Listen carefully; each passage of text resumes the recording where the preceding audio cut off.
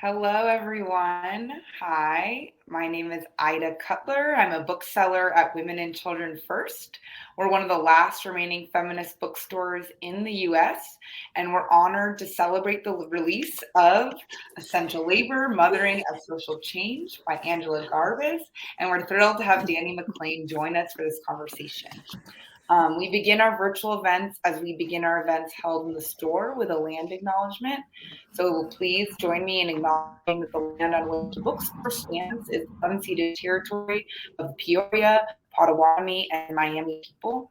There are over 75,000 Indigenous people living in Illinois, and we strive to recognize and honor Native literature and communities. We encourage you to learn more about land acknowledgements and the rightful owners of the land where you are viewing tonight's event. Going beyond land acknowledgements to the work on the ground, we also encourage folks to research the local Indigenous-led land-backed organizations. For us in Chicago, we uplift the ongoing work of the American Indian Center of Chicago. I just have a few housekeeping notes before we get started.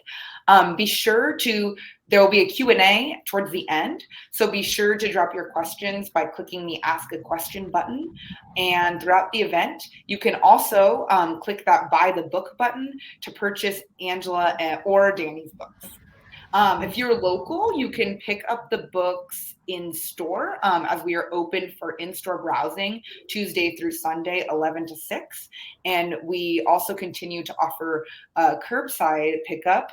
Not only are we one of the last remaining feminist bookstores, we also seem to be one of the last remaining businesses that are still operating with COVID precautions.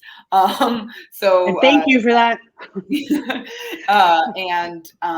That is something that is important to us. So masks are required in store, and we do still have curbside pickup. If you're not local or you can't visit us in store for whatever reason, we ship anywhere in the US.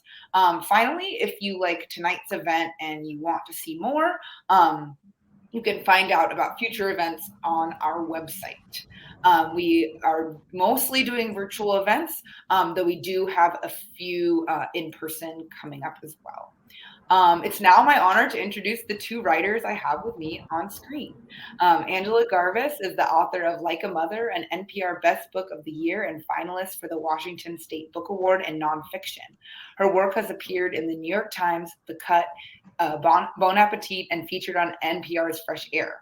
I thought this book was a fascinating exploration into so many things: care work, race, class, gender, pandemic, community, and mothering as a verb and a radical act. It's a fantastic book, and I can't wait to hear the conversation. Angela is joined today by Dani McClain. McClain's writing has appeared in outlets including the New York Times, Time, The Atlantic, Color Lines, and Ebony.com. Her work has been recognized by the National Lesbian and Gay Journalists Association, the National Association of Black Journalists, and Planned Parenthood Federation of America.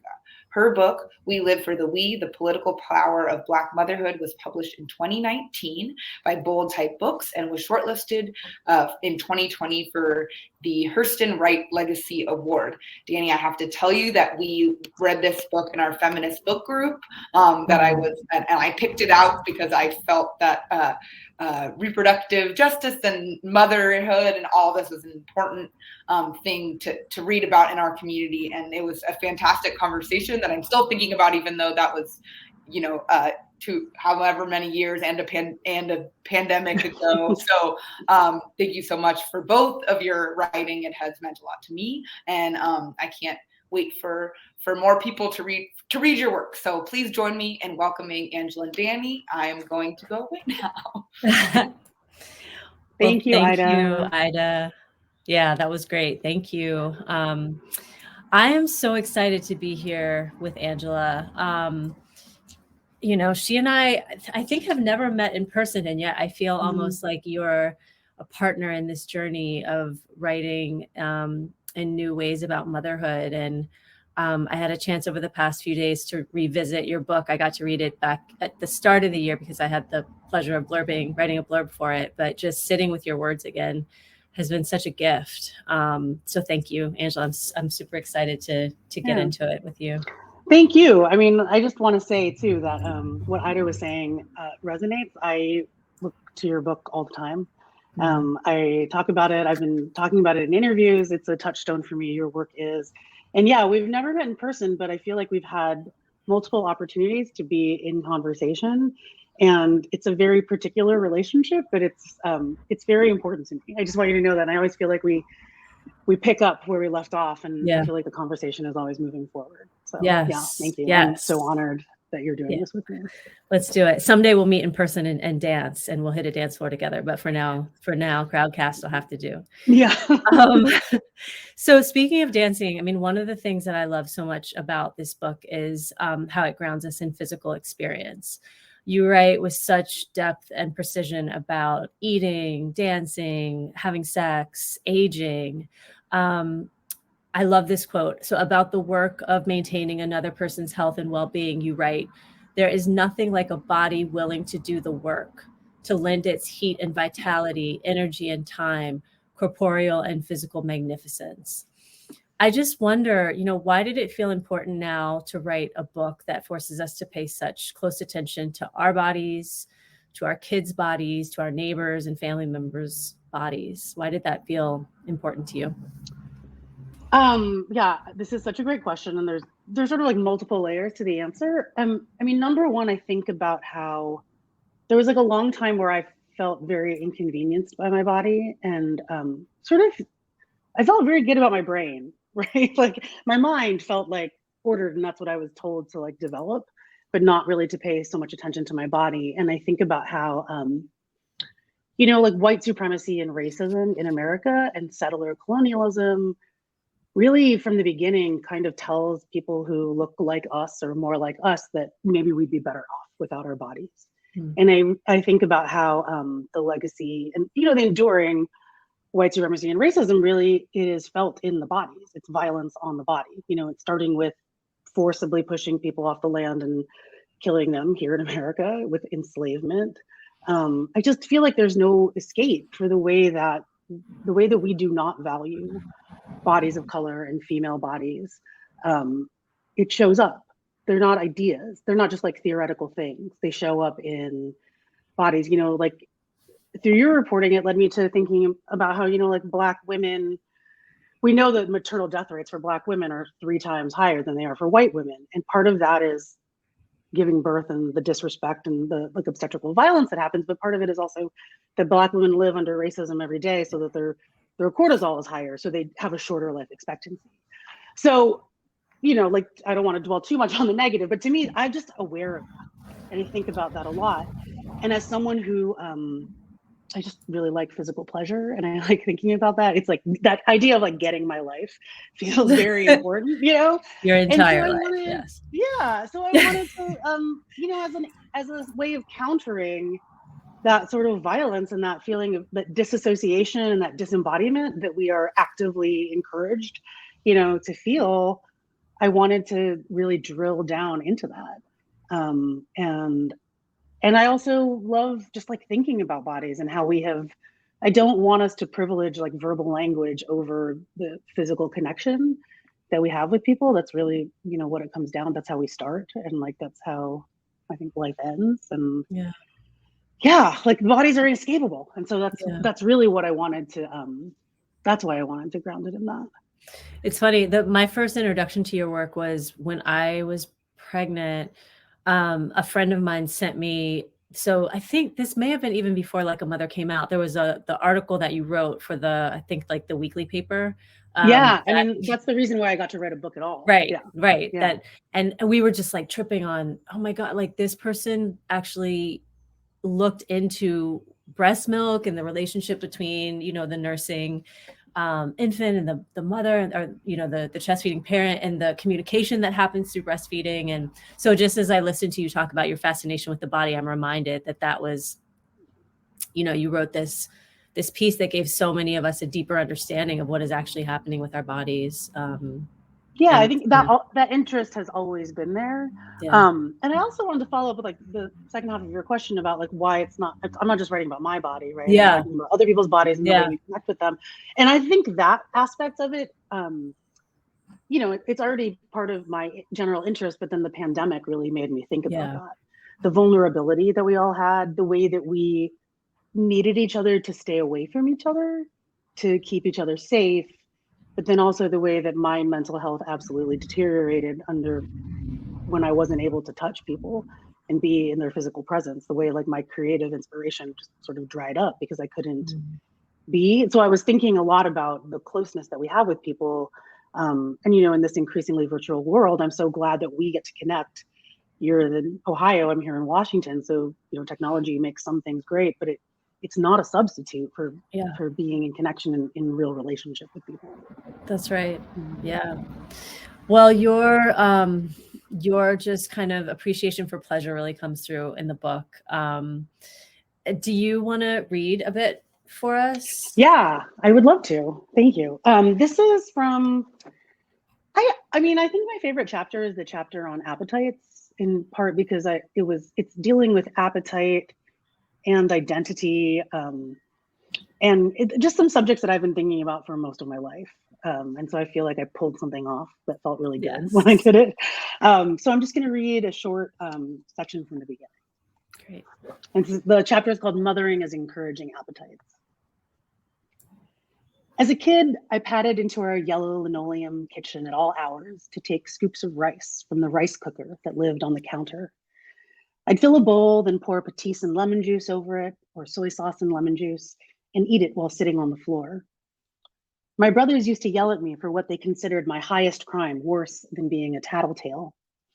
I'd beat them to a loaf of supermarket bakery French bread and dig out the squishy insides, which I'd chase with a shot of pickle juice straight from the jar. When they opened the bag, they'd find only a long, hollowed out crust. I'd help myself to slices of Pepperidge Farm German chocolate cake, which my mom kept in its box in the freezer. I liked how after eating approximately half the slices, the box had enough room to store the knife inside of it, where it would get finger-numbingly cold. My appetite has always felt outsized, and I've only ever wanted to indulge it. Growing up, I noticed the food we ate was the product of a lot of work. Not only did it require ingredients that most people around me had never heard of, but those ingredients took a long time to cook. I was a small town 80s kid, growing up at a time when the ethnic aisle in the grocery store was stocked with little more than La Choy soy sauce and canned water chestnuts. I could never imagine that I'd live where I do now, shopping at Phu Lee, Seafood City, Viet Hoa, Uwajimaya, 99 Ranch, and H Mart. Many pantry staples, fish sauce, 50-pound bags of rice, bagaong, sotonghong noodles, cane vinegar, were procured in Chinatown when we visited my tita Fe in New York City. I remember my dad loading the hefty woven sacks of rice into the back of our van. When we arrived home, he would cut open a sack with a steak knife, flip it over, then pour its contents into our green rice dispenser, a 3-foot-tall item I was oddly proud of our owning. It dispensed rice in 3-cup increments with just the push of a finger. We also ate a fair amount of canned corned beef in those days, but all the important food, the food my parents liked the most, the food we ate on special occasions, or the nights when my mom was home early from work, was Filipino. Pinakbet, munggo, adobo, dishes that required time to poach and shred chicken, braise pork belly, or chop small mountains of vegetables. For bulalo and sinigang and kare-kare, we needed hours to braise pork neck bones and oxtails. When she made lumpia and pancit, typically for parties and gatherings, my mother would pull out gallon containers of Wesson oil and 2 electric woks and turn what seemed like laundry baskets of noodles using all of her arm strength. Instead of our usual white 6-cup rice cooker, she'd get out the fancy cream-colored 10-cupper with the built-in lid and decorative pastel flowers. On these occasions, I often ate so much that I got a stomachache. At age 44, it's not so different. I always want more, another bite, another serving, another round. My husband likes to tell the story of the first time he came to dinner at my parents' house. There were 4 of us, and my mom and dad served a dinner of salad, pancit, baked salmon, and white rice, plus 2 racks of smoked pork ribs. Filipinx elders are always asking you if you've eaten, always telling you to eat more. They are also the first people to declare, immediately upon seeing you, you got fat. For a long time, I thought of my body as very inconvenient. Not necessarily fat, but definitely a little too much. A little too brown, a little too round, my calf muscles large, skinny jeans tight around them, decidedly indelicate. My mother commented that I was big boned. Compared to her delicate wrists, which I could loop my fingers around, my joints were thicker. Where did I come from? Since the moment Lagaya, this is my 4-year-old, my younger daughter, since the moment Lagaya was born, people have been telling me that she looks just like me. Your twin, more than a few people have remarked. To me, she looks like herself, but 4 years in, I can finally concede that there is a strong resemblance between us. Why was I hesitant to admit it? As Lagaya grows into her own person, I see that her face looks very much like mine, but also that her body shape echoes mine. I don't think she'll be tall, but she will be robust and sturdy, her legs short and strong. I've never wanted to give voice to the resemblance for fear that it will curse her to have the same baggage and body image issues that I've struggled with. Self-conscious about her round stomach, thick calves, big boobs. But I have curiosity too. Will she, like me, have uneven body hair, her right armpit hairy and her left scattered with just a few thin wisps? Will her leg hair grow only to the middle of her shins, as though she's wearing hairy mid-calf length socks? Will her lips stay plump and delicious, and will she retain the same expressive face that makes it nearly impossible to hide her emotions? Everyone has their own innate understanding of how to be in their bodies, including my daughters. I am trying my best to stay back, to find the delicate place where my fears exist and where they become projections I put on my children. I keep my eye out for that line so I don't cross it. I'm figuring out how to release control, follow their lead. I want to get out of their singular life paths, but I want to get in the way of the dominant narrative, box it out. How do you care and lead and recede at the same time? Can I inspire my girls to not care what their stomachs are shaped like? To know that they are much more than their bodies? To pursue their appetites, and in the words of Carmen Maria Machado, manifest the audacity of space taking? Can I give them what Machado calls fatness of the mind? I'll stop there. So beautiful. Thank you. Yeah, it's fun. I mean, gosh, you just really take us into your family's world so beautifully. There's a scene at one point where you're talking about your daughter's appetite. I can't remember which one, but that she's like has this voracious appetite and she takes breaks to go poop so that there's room to eat more. And I was like, that's what my kid does. That's in there. And actually, I almost read it, and then I was like, sometimes I'm like, maybe people don't always want to hear about that. But well, I mean, those of us who are dealing with the same thing at our dinner tables, we definitely, it was like very, yeah, it was like validating. Like, yeah, I guess all around the world, 5-year-olds are taking talked breaks. to a woman, like a very thin white woman, who was like, my sister used to do that, and she called it letting out. She would leave the dinner table and be like, I'm going to let out, and then I'll be back. I'll be back to eat more. Yeah. Yeah. Yeah, it's a thing. Well, that was incredible. Thank you for reading. One of the things that I thought a lot about reading your book was you and I both write about really intimately. We both documented our lives as mothers and the insights that we're having while raising our kids. And honestly, I mean, for me, as the crises pile up, both, the social crises and the personal, a lot of the kind of curiosities that I had while I was writing my book and the ideals and the plans that I had for, things that I wanted to teach my child, for example, how to love her body, kind of have moved to the back burner as I've just focused more on surviving. And I just wonder, what are the kind of enduring lessons that you're taking, that you've taken from writing Essential Labor? So, what will you hold on to or remember when we're parenting through the next public health or economic or environmental upheaval, or even like as your children are no longer small children, but they're teenagers or adults. I just wonder if there are like some kind of essential nuggets that you feel you'll be able to hold on to even in these moments where life is like throwing so much at us that we're just trying to keep our kids alive, let alone like have loftier ideals. Yeah, I want to say, like, I was looking at the chat here, and one of the first comments came from the person's name here is B, and I think it's worth it here to, this seems like the right point to just sort of acknowledge what's happening tonight. So this person, like, you can all read it, but it says, appreciate this presentation tonight, especially after today's tragedy. So, you know, I want to name that. I mean, I haven't seen the latest thing, but I think that 14 children and 1 adult have been murdered at school, which is a place where, you know, you're supposed to be safe.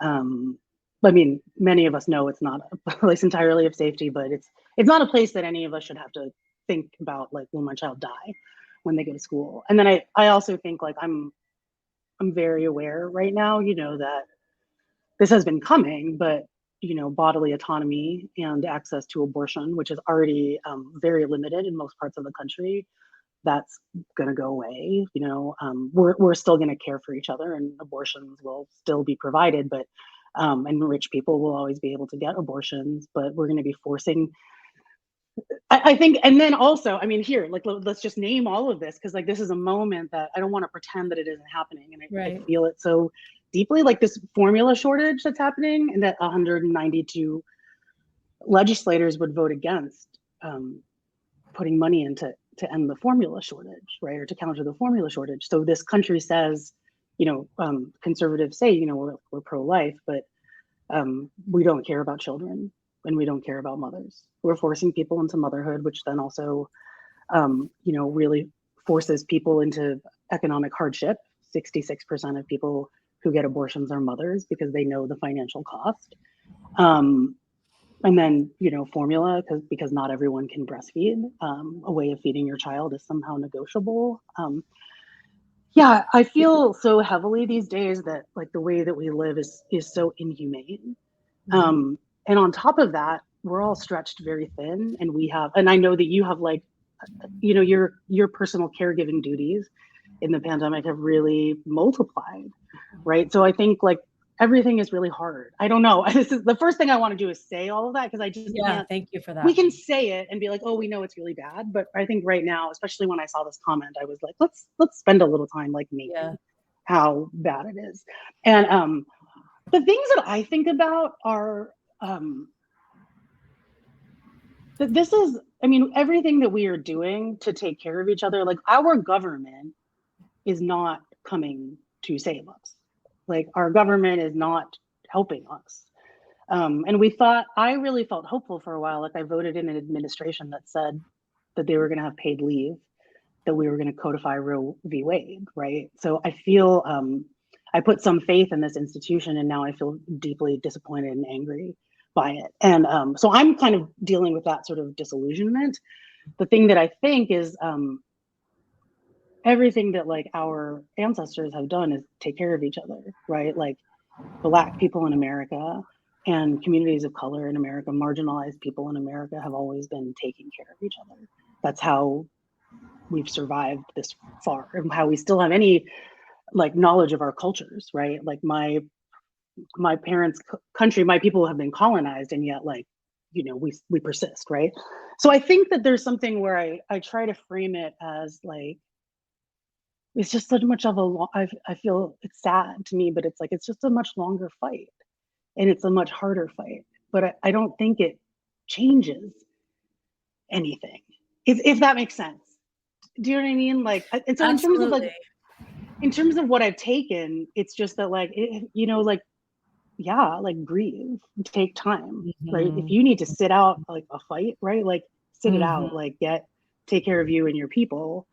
And thankfully, I feel like there are always people who are working, and, like, when you're ready to come back, like, they will welcome you into that. You know, I just feel like it's not, I can't afford to give up. Yeah. But also that the everyday work of survival is exactly what we should be doing. And we live in a country that we've been really let down, and promises have not been kept. And it's, I don't know. Is that? Yeah, no, I'd love to hear what you have to say. No, one of the things I really appreciate about your book is the vulnerability. You write about the times when you kind of don't have the patience to be doing the, like, you write a lot about how much you love the teachable moment, which, and how you kind of give these long-winded, answers to your kids' questions. And after 30 seconds, they're like, okay, like on to the next. But I think you also do, I felt really, there was something in me that relaxed when I read you write that, like, sometimes you and your child are like yelling at each other, right? Mm-hmm. That sometimes you're not always, finding the patience to have that kind of idea, what might be the ideal exchange with your, with your child, those kind of like I wrote in my book a lot about nonviolent parenting, right? Like making the decision not to spank, for example. And I think that's great. And also there are times when we are worn so thin that we become short-tempered. And I appreciate your answer, which is that none of it is, we're surviving, and we still have the complex and nuanced conversations with our kids when we have the bandwidth and the patience and the time to do that. And I think that there's a lot of generosity that you extend in your book to those parents who, to those of us who are just like at wit's end and sometimes don't have it in us to, to be the kind of, do the highest level parenting that we might want to do. Right. I mean, I think there's something for me where it's like, we have these like standards, right? And we always, I don't know what exactly, I think it's different for everyone, right? But our culture, especially the dialogue around like mothering and parenting, is like, we should be being our highest selves, right? And like our most generous. And like, I just like can't do that. Like we just can't do that every day. And I think about how, like, to me, letting go of standards is really important. And I mean, for me too, like growing up, I was like, this world is not meant for me. Like I grew up with a certain amount of economic privilege, but as a person of color, I was like, oh, no. Like these things are not meant for me, like to succeed or ever feel whole. And so I think there are certain standards of motherhood that I think that like white affluent women feel more like close to and pursue because they're like just right there, right? But someone like me, I'm like, I'm never gonna be there, so I just let go of it. And it's easier for me to like show up as a deeply imperfect person and like apologize to my child. Like I had to actually talk to my oldest daughter the other day where I was like, I'm really sorry that I snapped at you. It's because I was really upset about like some other thing. And I think, I don't remember what it was. It could have been like a personal thing, or it could have just been like, I read an article about, like replacement theory and was just like mad. And I don't know, like, I think the other thing, to go back to the original question, is one of the things that I take is like, I hopefully will be talking to my daughters for a long time when they are teenagers. And I see right now, as my kids are young, as a way of starting that conversation. And it's like a open-ended conversation. I'm always like, do you have any questions for me? And usually they don't. And they're always like, what are you doing? Like, give me space. But you're laying the groundwork for them to always know they can come back, and you're not going to kind of answer all of life's hardest questions in 5 minutes when they're like this 7 moment and 4. this moment that we're in right now, I do want to say it feels especially like, we use the word like unprecedented. It does feel kind of unprecedented with like climate stuff. And it's a lot. But I also feel like we are still here. And so I feel like I'm going to keep going, like I can't not, like, what am I going to do? Like we can't give up. Like there are people to care for. We have ourselves, we have to keep living. And so I just think about, I don't know, I don't have to be like overflowing with joy and energy and generosity all the time. I just have to keep showing up. Yeah. And that's really what it's about. One of the things that you do in essential labor is really acknowledge the work that's come before. You examine the policy demands around reproductive labor, and maybe it's part of your answer. You can define reproductive labor, because I don't think I've read such a concise, clear explanation of that phrase before reading your book. But you look at the policy demands around reproductive labor that movements and activists have made over the years. You write about the wages for housework campaigns in the 70s, and Angela Davis writing in the early 80s about calling for the socialization of domestic labor, house cleaning, meal preparation. I'm so curious how you think these demands hold up today. Are these the same kind of things that we should be rallying behind? Are there kind of new solutions that have emerged in the past several decades? I appreciate this question also because I feel partly like why I look to history, and especially history that we're like feminist history that we're not taught, is because of your book. I feel like your book was such a like the starting point again, were these very like intimate questions about like, how do I care for my daughter and care for myself? And what your book showed me is like, everything good that we have as parents that our benefits are because it's the organizing of like mainly Black women and, but like collective action and solidarity. So your work is always a reminder to me to look and see like people have offered solutions in the past, and they are so rational and they are so wise. Things like, like I think about like NWRO, National Welfare Rights Organization. Johnny Tillman was one of their leaders.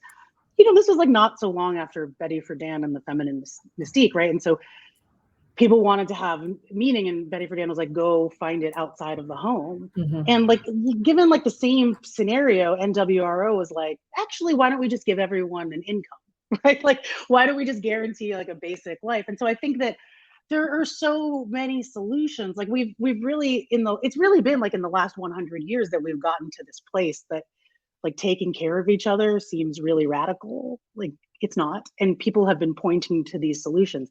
So I think, in terms of like, I think all of these ideas are still relevant, and they are ripe for revisitation, and they are ripe for, honestly, just listening straight and possibly adopting them. You know what I mean? Like our world is like technological and moving fast, right? But care work is it's so fucking basic, right? It is like how you get out the door, how you feed yourself, how you wash yourself. Like those things haven't changed, right? Like those things can never actually be totally outsourced.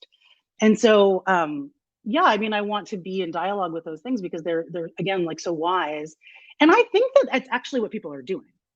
Again, like this work of survival. And we saw this in the pandemic, right? Like pods and like, that is people saying, I can't do this alone. So that's like shared childcare, community kitchens, community fridges, mutual aid, giving money directly to people. Like, I think people get this, you know what I mean? Like, this is not it's about how we formalize that, right? We're doing this because the government's not doing it.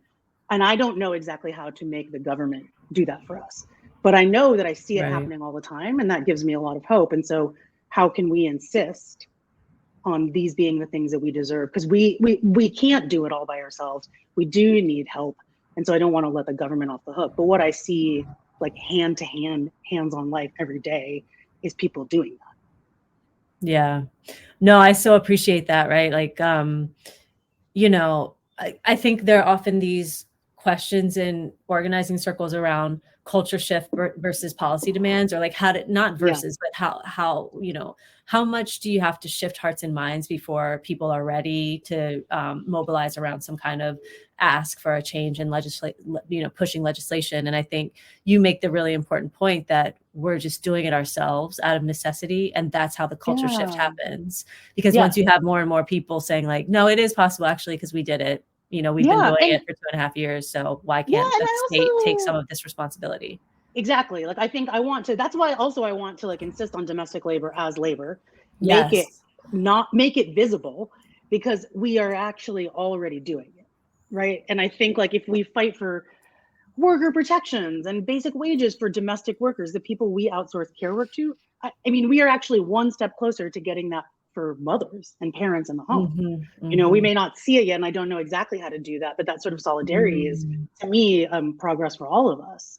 And I also want to say, like, we did have the advanced child tax credit, which was a policy that had been approved for a year. And I mean, that's not money exactly. It was, again, an advance on your taxes. But that for 6 months was helping people, had brought children out of poverty. People weren't having to choose between like rent and groceries.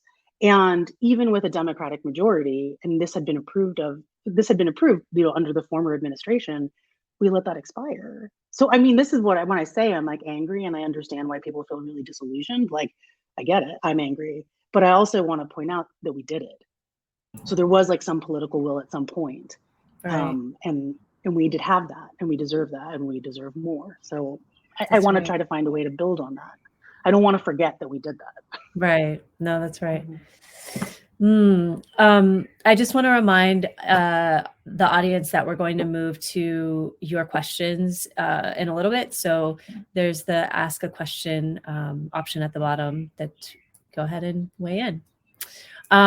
Okay, so how do you? There have been so many motherhood and parenting books in recent years, and I'm curious. How do you think that the parenting genre has changed since since your first book, Like a Mother, came out? Or do you think it's changed? I mean, it feels to me like there's been kind of a shift in the landscape. But I wonder what you think. Yeah, no, please be honest. Can I be annoying and have you answer that question first? Because I'm curious what you think. Yeah, because I feel like you're saying you're noticing a change, and I'm happy to respond, but I kind of want to know more about your own thinking about that. Right. Well, one of the things that one of the arguments that I made for the necessity of We Live for the We was that there was kind of this the mommy memoir, it was the idea that a lot of the writing on motherhood was very white and very middle class. That there was kind of this preoccupation with the annoyances of mothering, the kind of all that it takes away from us. And I've just, that seems to me to be shifting. But I'm also aware that I pay attention to what I pay attention to, and I ignore the rest. Right. So it's like, I mean, I'm really focused on your work, and, I mean, Revolutionary Mothering precedes my book. Both of our books. Yeah. Does it proceed? Yeah. Yeah. So, maybe I'm just focused on all the women of color, people of color who are writing about parenting. Also Instagram. I mean, a lot of my Instagram feed is, and more it's men too. It's people writing, or people not necessarily writing, but commenting on, reflecting on, producing narratives about parenting. And it's a lot of Black people, people of color. It's a lot of people, using phrases like decolonizing parenting, people who are using these frameworks that are just new. I didn't see as much of it 5 years ago. In that sense, I mean, I agree. I think there's more of that. I also think that, like, I don't know what the algorithm serves you particularly, Absolutely. But I see things like in Instagram. I want to mention there's a great account called Parenting is Political, right? Like there's Conscious Kids, like there is stuff like that. But in terms of, books, I'm not sure where, I don't know that I've really seen a whole lot yet. Mm-hmm. I mean, I think there's more interesting. I just read a galley, and I'm blurbing a book called Mother Brain, which is about the neuroscience of how we actually biologically, physically, chemically change, which is something that all caregivers know, right? You're profoundly different. It's sort of an open secret. So I think that there's more room for stuff. I think there's more interesting stuff that's less here's my memoir, right? Yeah. Or I think people are writing from personal narrative, but also being I don't want to write about just me. I want to make a larger point about our culture, which I think is what our work has in common, and what I think more people want to do. A lot of parenting books are, I mean, they're all advice books, right? And I feel and a memoir is not that, but when you center your own experience, you're sort of insisting in some ways, there is something to be taken from this, right? Mm-hmm. And I mean, that's true of when I'm writing about myself too. But I think that there's just there's more of placing parenting in context. This idea that we have different resources, that we have different lived experiences, that our daily lives look different. I feel a little more hopeful about that. I did an interview recently where someone was talking about your book and my book, and they're we feel she felt this was part of a change in motherhood narratives and books. And she asked me if I thought publishing, is changing.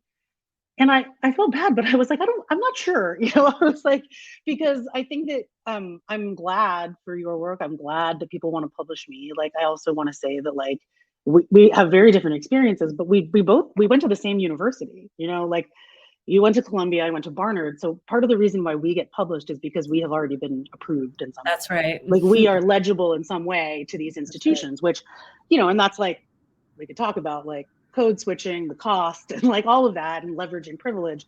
But I was like, I think publishing changes when like we get narratives from people who are poor, right? When we get narratives from people who are like, when we get memoirs from that, like people who, I feel like both of us feel an obligation to like open the door, right? Or hoping that what we're doing is opening the door for people. But I'm not sure that we're there yet. I feel more hopeful. And I think people want more stories, and I also worry though too about how like people of color are like, like profitable and enticing to like the publishing industry. It's a weird, I guess also I'm sort of avoiding the answering it, which is why I No, you're not. I don't know, like, and I think it's also, to me, I don't know that I see myself specifically as being a parenting writer. Like I'm writing about things. I know that I'm like in this space, but it's also all the stuff that's interesting to me. And I think genre is a thing, and like subject is a thing that's like pushed on us by the market. It's not really what we, I'm not really thinking about it as I write it specifically. That's fascinating. Thank you. That's a lot of real talk. I'm also open to anything you might want to add to that. No, I'm thinking about it. I think what is true is that the question points to publishing, right? And I did ask about books specifically, but I think what gives me hope is the way, all the different ways that people are communicating about their family lives. And it's, I would say probably most of what I'm taking in is not in books, right? It's like, it's online, it's through the kinds of, like groups that people are forming and talking about their experiences. So yeah, that's given me a lot to think about. I definitely, I'm not gonna have a larger conversation about social media, but I'll say that I've made an effort, like I make a point to follow, right? Like unpartnered parents. I follow disabled parents, people parenting disabled children, people who are making family in different ways. Like that is a choice that I make. And so I think, so I see more of that. Right. And I guess I would just say like to anyone here, like if I think it's important for more people, and especially like more white, able-bodied, upper middle class people to choose to do that too. Like I have an Instagram feed that has like more fat bodies because I want to see what people actually look like and how people are actually living. And I think that that's a conscious choice that people can make. Yeah, exactly. Great. We have one question so far, which is from Kelsey Stricker. Kelsey says, Angela, first, thank you for your article and first book. It really illustrated how removed from my body I was before I chose to become a mother. At 35, learning all the things my breasts could do was almost shocking and a place of mourning. How could I know so little? My question is, how do you talk about your body with your children and their own body so they feel more empowered and informed than our generation did? Yeah, that's a great question. I'm very much on a journey with that. I write about this in the book. I am trying to make I decided like consciously that I was like, I don't want my children to hear me saying disparaging things about my body in front of them. Like, I can't banish all those thoughts from my mind, but I can choose not to say things about, when I'm feeling not great about my body in front of them. There's a scene in the book though, where I'm showing them this picture from like when my husband and I were first together. And the point of the picture for me was that he's very pale. And I thought that the girls would look at it and like, we could all laugh at how white their dad was because he's like translucent in the photo, which is overexposed. But what happened is that my daughter looked at it and was like, did you get fat? And I was like, oh shit, like here's where the rubber meets the road. Like, how do I? And so, I had to be like, yes, I did get fat, but like bodies change and sometimes they get smaller, sometimes they get bigger. Like we talk about in our house, we talk a lot about bodies and their utility, like how great they are at keeping us alive, like how cool it is that my body grew them. Right. And, trying not to assign value to it. It's hard. I want to say that, and I'm not great at it all the time. But when I said that to them, they both were like, I had a moment of feeling like a decent parent because they were like, oh yeah, you got fat. And they're like, but we like your belly because it's so soft. It's like a pillow. And they didn't see fat as negative. They saw fat like as an adjective, just like soft, hard, you know what I mean, cold, hot. And I was like, okay, I'm doing a good job because it was me who was bringing all of that to them, to the conversation. So I feel like they challenged me to like really put what I want to do into practice. So yeah, it's a lot of talking about our bodies as useful, talking about them factually. We've been doing a lot of work these days. There's a great book called Bodies Are Cool by an illustrator named Tyler Fetter.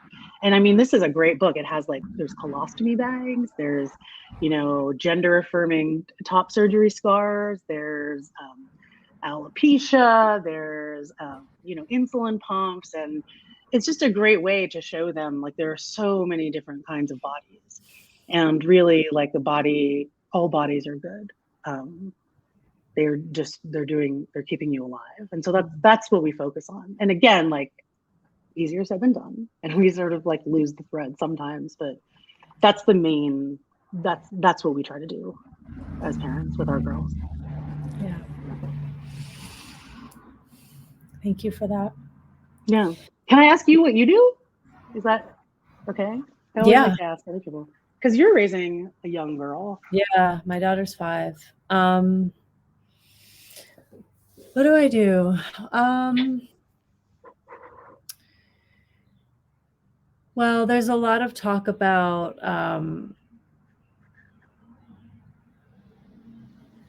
my daughter goes between different homes. Her dad and I are not together. And so one of the challenges of that is really wanting to be on the same page, like not being certain that she's getting the same messages in the different places, that she is. And so that kind of brings a little bit of anxiety to the conversations that I have with her about bodily autonomy, because I feel like it really needs to stick, right? Like it really needs to, she really needs to get it so that she carries that kind of confidence and those feelings of safety with her wherever she goes. And so there's just a lot of talk about, your body is yours. Nobody has the right to touch you in any way that makes you feel uncomfortable, that makes you feel unsafe. One of the things I like in your book is you mention I think you're like talking about maybe having them in the bath or something. And like you say, this is your clitoris. And when you touch it, it feels good. It's not something that you dwell on, but you mentioned just kind of like pointing out to them like the pleasurable parts of their bodies as well. And that's something that is important to me. Like I want my child to know that you're in charge, like you can touch your body in ways that you want. Like it's good to have privacy, for those, to, when you do touch yourself. But I want to encourage her to know that she can explore. Those are some of the ways that it comes up. I also think, I think a lot about how important it was for me to do sports as a kid. And you write about this, and I really like your kind of the way that you talk about like athleticism and like just like not feeling forced to do athletics necessarily, but just finding for you dance church or whatever it is that like helps you feel good in your body. But for me, playing organized sports was really important because it made me feel, and I started when I was, pre-adolescent. It made me feel like my body had use and value other than just like appearance, right? So that I felt strong and I felt like there were things that my body could do before the world told me that as a girl, the primary importance of my body was like presentation and what other people thought of it. So those are a few things that I do to talk with her. Thanks for sharing that. Yeah. Okay, so we have another question that is, building off of the conversation of access to more narratives, do you have any Instagram accounts of mothers, parents, writers, activists that you recommend folks to follow if they don't already? I mean, I think you touched on a few. It's always hard, like these questions where I'm like, but Yeah. I mean, I really like the account Parenting is Political. There's something like The Conscious Kid, which is another one. There's like a Sex Positive Families one that is, I can't remember the exact handle of that. Those are the top three that come to mind. Yeah, there is one called like Decolonize. I think there's Decolonizing Parenting or something. For some reason, that one's sticking in my mind. And then if you go to one of those accounts, you can like hit the button that says like, oh, here's other things that are like that, Right. So that's a good place to start. And I mean, I would like look and certainly like vet and see if this stuff jives with what you're, like how you think. But yeah, there are definitely, I think also if you follow a couple of those, then they'll start to, the algorithm will start to see that you're thinking about this and serve you more things. But there definitely are things out there. Yeah. This question is it's from Kristen Becker. Kristen asks, do you have recommendations for how parents or caregivers can get more involved in advocacy surrounding bodily autonomy, access to sexual and reproductive health care, paid family leave, etc., especially for parents and caregivers who hold more power in this space so that we can uplift the lived experiences of those who are underrepresented? Yeah. I mean, I love this question. I think that if you have this sort of privilege and you're asking this question, and if you are Chris Becker, who I used to work with at Copper Canyon, hello, thank you for being there. I'm not sure if you are, but I think that you're probably on the right track. Like there are already organizations like Paid Leave for All. In Washington State, I'm not sure what the status of the sex education bill is. Like, I feel like this question to me is like, I want to do more. And I think the thing is like, do more in the way and the place that feels right to you, right? Like when you have the time to do that. I think it's a really important issue, especially bodily autonomy, that only 14 states in this country require sex education to be medically accurate, which is, I mean, it's so shameful to me, and most of our sex education is prevention based. It doesn't really take into account queer sex, right? Or sex for pleasure. The reason why adolescents want to have sex is because it feels really good. So there's a lot that can be done around that. And there are organizations like that you can find that do that. But I think it's really about like, I don't know if what do you have to give, right? I can tell that you want to give. So is it financial? Is it time? Is it phone calls? You know what I mean? Is it like a giving circle? Like there's many ways to be involved. And I think it's reflecting on like what makes the most sense in your life right now.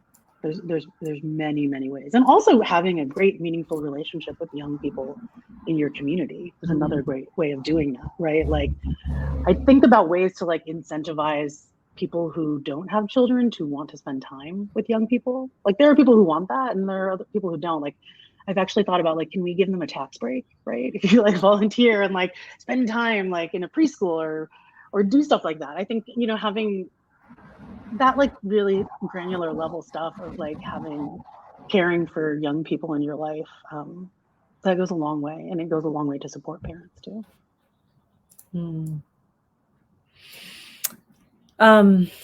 Thank you for that.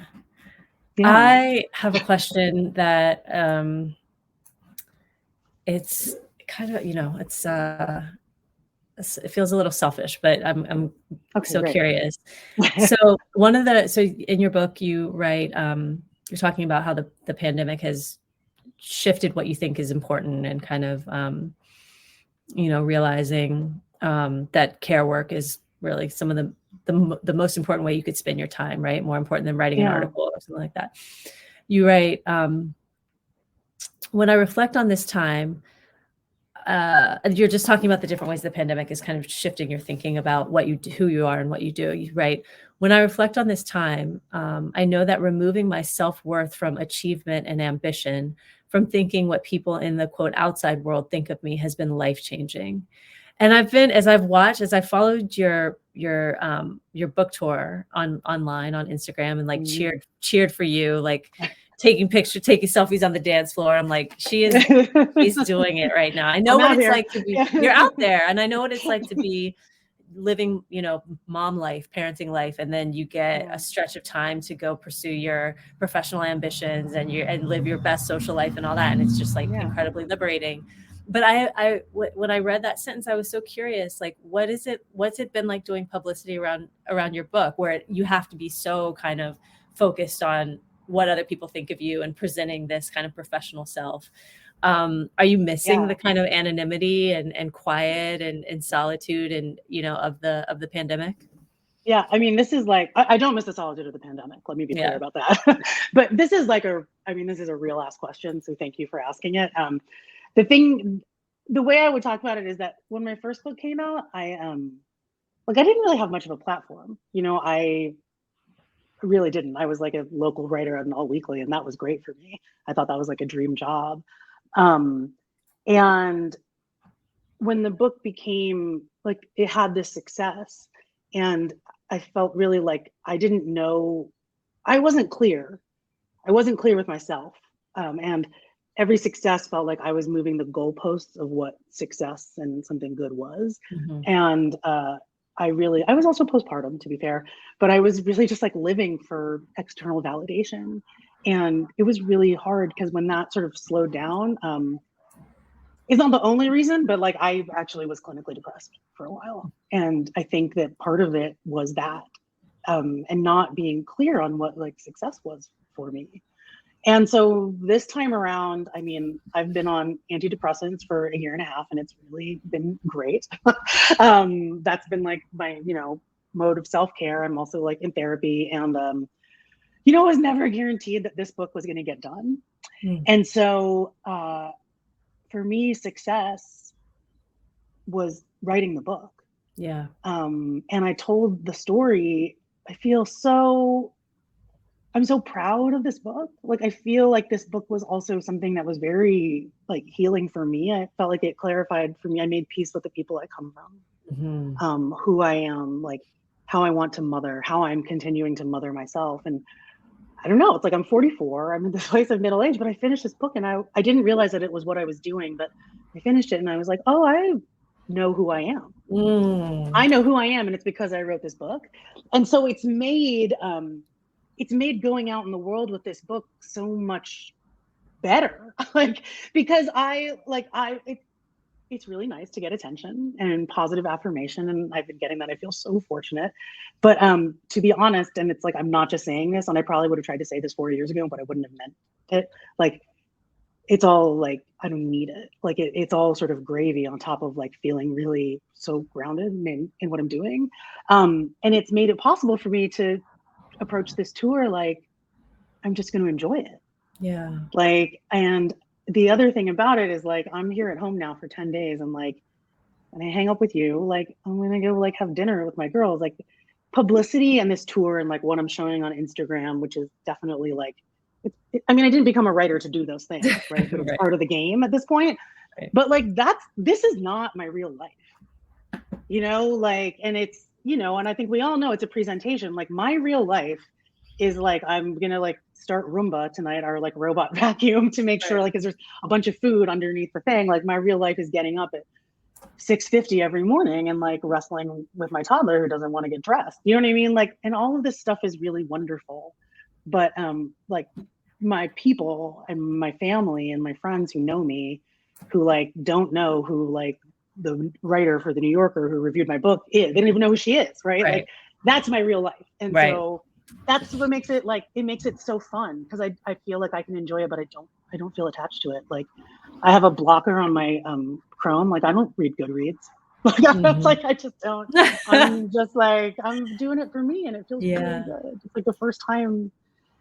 It's the first time and it feels like it's like a great gift that I gave myself. And it's I thought about it a lot and it was born out of like a really difficult time period. Oh, yes, Angela. Yes. I love that question because I want to answer it honestly. Like it is hard, you know, and like I had a marketing meeting where I was asked to like make my Instagram public and I like archived all these photos of my kids and I was like, okay, I'll do that for like 6 months and then I'll probably like I'll self-promote and won't feel any type of way about it. And then I'll like slowly go back to my like regular life.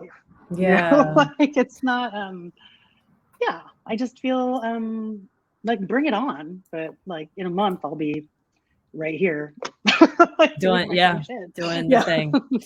Yeah. Well, I'm so glad I asked that because I just admire you are just real as hell. It's funny you just said that your IG is private because I'm always looking at your Instagram like she's really putting her life out here. Like she's really it really feels like such a look into the kind of days, you know, your days with your kids and your days in your life. It's fun, it's funny, you're dancing, you're talking about music, you're wearing your Mary J. Blige t-shirt. Like I'm just like, do you? Like you're just and that kind of realness comes through in the book. I just love it. It's just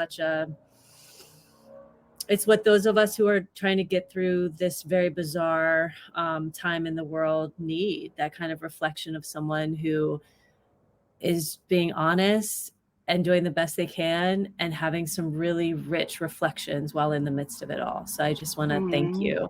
I just want to thank you for this gift. Yeah. That just means so much to me coming from you. Thanks. It's just me. Yeah. It's you.